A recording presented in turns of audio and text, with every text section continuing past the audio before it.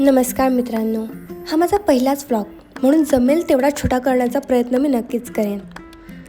रविवार असल्यामुळे काय करावं सुचत नव्हतं. मग स्कूटी काढली आणि सरळ निघालो पुणे सिटीकडे. रस्त्यातलं ट्रॅफिक, हवामान, स्कूटी राईडची मज्जाच वेगळी होती. पुण्यात पोहोचलो आणि सर्वात आधी दिसला तो आपला शनिवारवाडा. इतिहास समोरून पाहताना एकदम वेगळीच वाईब येते. थोडं पुढे लाल महाल, पण तो रस्त्यावरूनच पाहिला. शिवाजी महाराजांच्या आठवणी जपलेली ती जागा.